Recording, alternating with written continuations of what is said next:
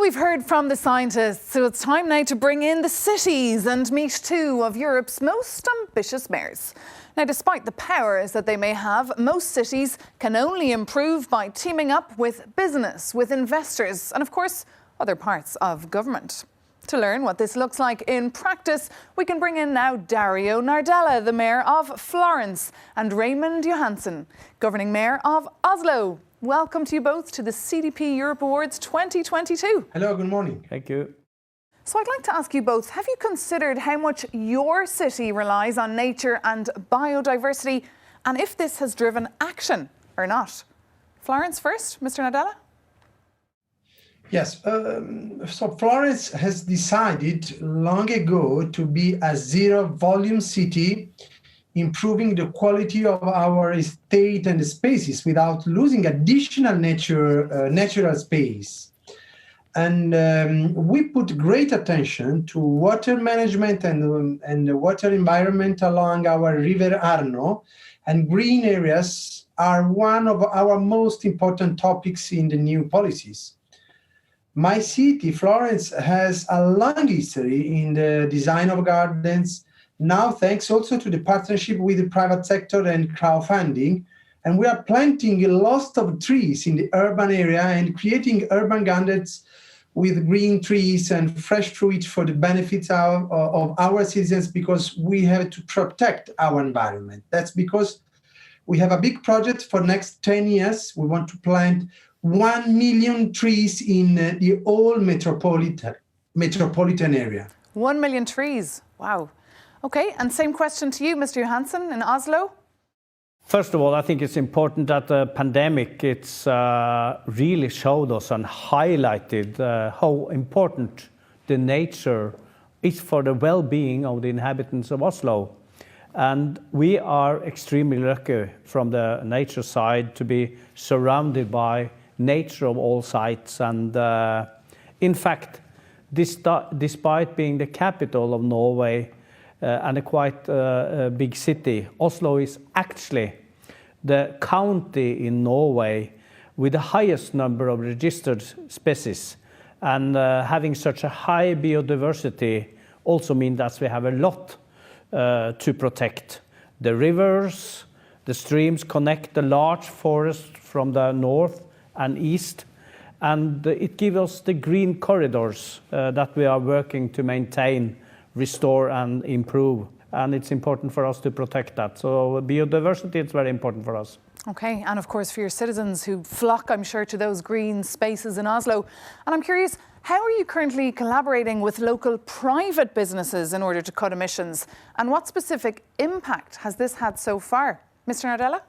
Private sectors has always been involved because we can't reach our vision targets on our own. And we have different forms of collaboration, from data sharing to specific regeneration projects, tests of innovative technologies, or cooperation on upcoming issues like cybersecurity. And we want to strengthen this cooperation, heading to common and more ambitious targets. And what about you, Mr. Johansson? I mean, you did mention earlier how you were beefing up electric cars, but what other example have you got with collaboration with the private sector? The city of Oslo use procurement to push business community to deliver green solutions, and that's important for us. For example, we say that by 2025, only bids that can deliver zero-emission constructions machinery in tenders for municipal buildings will be eligible. And this gives us also the private sector predictability and time to change the machinery. So I think we are totally dependent on the private businesses, but they need also the predictability that we as a municipality have to contribute to them. So they are very, very close partners. And just briefly, Mr. Nardella, do you hope or expect that EU recovery funds will help fund Florence with their climate ambitions? Oh yes, the recovery funds are fundamental for our cities. A local recovery plan has been designed in line with the city's vision to improve sustainability and social aspects like social inclusion and energy poverty, it could boost our results and speed up the achievement of net zero targets. Some projects have been already approved under the National Recovery and Resilience Plan as a tramway system and other as urban forestry, energy efficiency, or the new football stadium refurbishment. That's only some examples that we are working on. Cities can, of course, drive change in food systems. You have the power and see the co-benefits on people's wealth and, of course, equity and social inclusion. So I want to know, what is Oslo doing exactly to improve food and the wider global impact your city is having?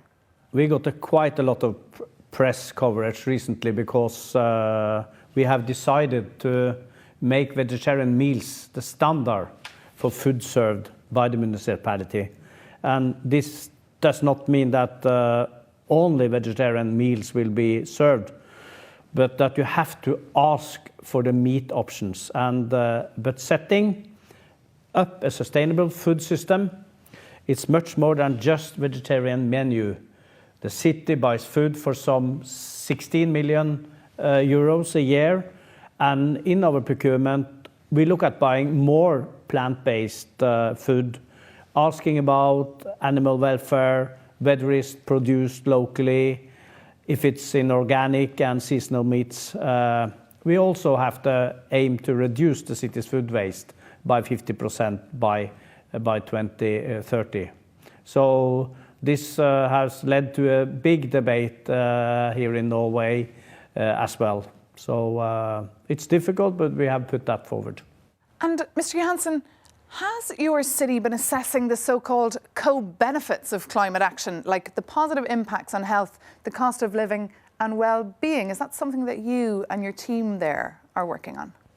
Yeah, it's a very important issue. The green shift needs to be fair.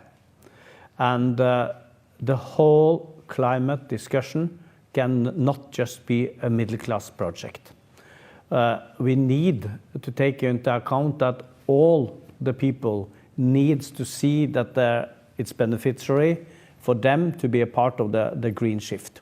This is very important.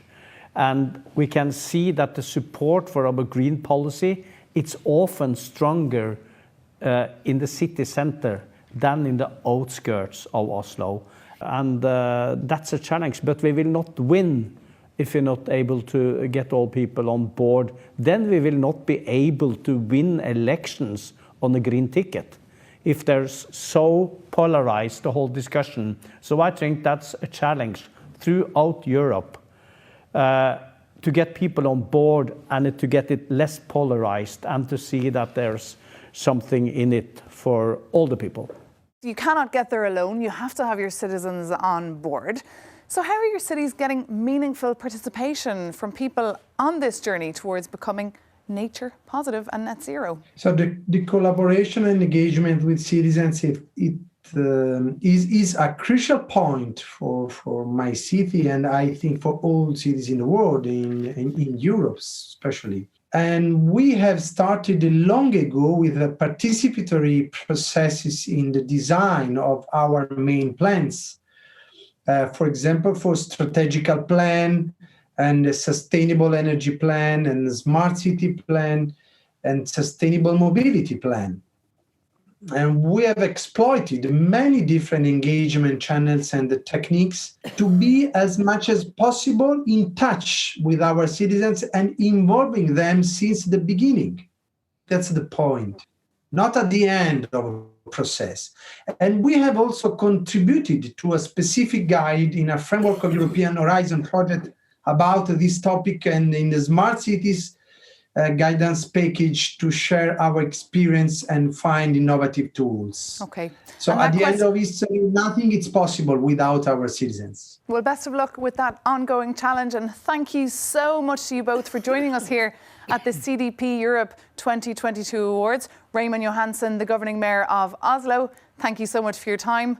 And Dario Nardella, the mayor of Florence, thank you so much. And I hope you can catch a glass of water there